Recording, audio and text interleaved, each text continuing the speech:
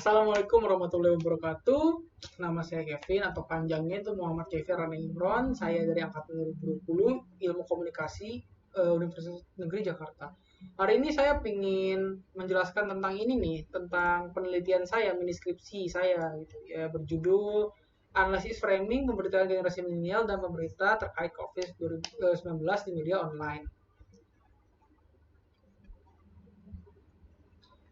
Ya, pertama saya akan membahas bab satu ya. Bab satu itu apa sih? Isinya apa gitu.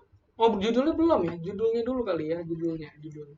Itu analisis framing pemberitaan generasi milenial dan pemerintah terkait COVID-19 di media online pada tahun 2020. Langsung ke bab satu ya. Ya, pertama itu saya menceritakan tentang latar belakang masalah tersebut. Apa sih masalahnya? Kenapa saya harus meneliti ini gitu?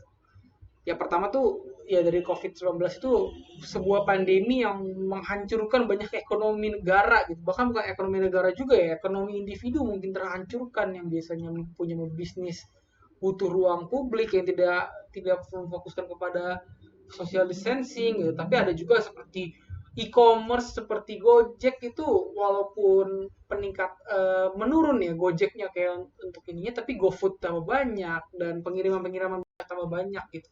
Pengiriman-pengiriman barang tuh tambah banyak gitu. Saya sesuai Mukhtar LA, COVID ini membuat kepanikan karena banyak aspek kehidupan yang terdampak, yaitu mengantisipasi itu seperti apa gitu. Pemerintah itu apa sih action yang dilakukan oleh pemerintah untuk COVID-19 ini gitu.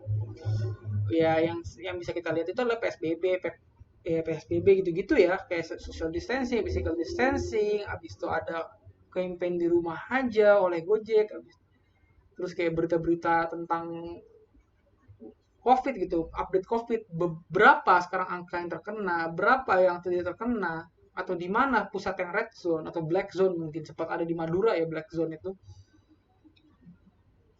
Itu yang pertama kali itu biasanya COVID-19 tuh kenanya tuh ke 15 negara itu Italia, Spanyol, Prancis, Irlandia, Belgia, Malaysia, dan Filipina gitu. Indonesia sebenarnya agak telat untuk terkena COVID gitu. Karena bulan Maret 2020 baru terkena dan itu masalah sudah mulai keluar di luar negeri itu Januari seperti itu. Ya lalu ada langsung ke bab ini ya bab satunya tuh fokus penelitian saya ya. Penelitian ini fokus kepada analisis framing yaitu pemberitaan pada generasi milenial dan pemerintah terkait COVID-19. Bagaimana sih berita pandangan generasi milenial ini kepada pemerintah terkait COVID-19 seperti itu. Itu rumusan masalah. Rumusan masalahnya itu ada dua ya. Bagaimana pengemasan pemberitaan di media online terkait COVID-19 di generasi milenial dan pemerintah. Terus kedua, bagaimana kebijakan pemerintah dan peran milenial dalam penanganan pandemi COVID. Tujuan saya itu secara umumnya untuk menganalisis bagaimana media membingkai pemerintahan mengenai generasi milenial dan pemerintah terkait COVID-19. Apa sih media online apa saja yang saya gunakan untuk saya mencari tahu itu? Saya menggunakan portal berita yang di pos-pos seperti yang terkenal banget ya, seperti CNN atau BBC atau IDN Times ya, itu antara tiga itu saja.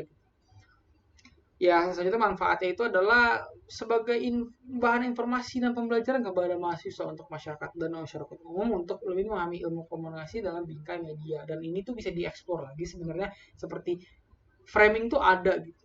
Dan kita harus aware dengan framing gitu. Arah framing dari berita ini seperti apa? Jangan mau ditipu bagi berita-berita yang bodong, hoax gitu kayak orang yang memframing itu malah tidak seperti kenyataannya gitu.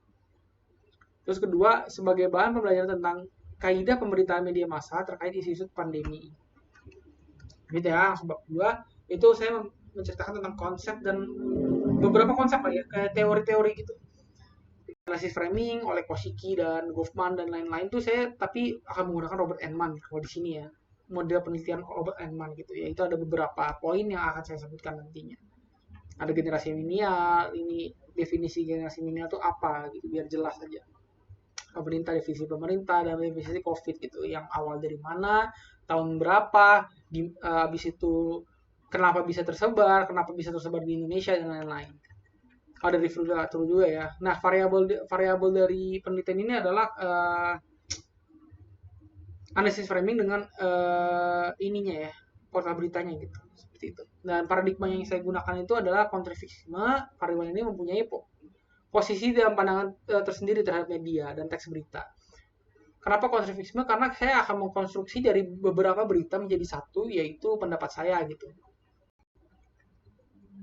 Ya, habis itu ada pendekatan penelitian juga ya. Pendekatannya itu saya menggunakan kualitatif, yang lebih tepatnya itu deskripsi kualitatif. Ya, saya tidak langsung ke informan, tapi saya mencari berita-berita yang ada di internet atau media massa. Seperti itu. Dan di sini saya menggunakan penelitian Robert Enman ya, model penelitian Robert Enman, saya tidak menggunakan Kosicki atau Goffman. Metodenya ya kualitatif dan menggunakan Robert Enman sebagai model framingnya, seperti itu. Dan framing di menurut Robert Enman tuh bagaimana sih gitu, penekanannya gitu-gitulah, pokoknya banyak, bisa lihat di bawah nanti ya. Dan strategi saya itu pertama saya akan research beberapa berita saya kutip yang relevan dan juga portal berita yang relevan juga. Dan saya akan memikirkan dengan pakai Robert Enman gitu. Saya akan membingkai tiga berita ini sesuai modul Robert Enman.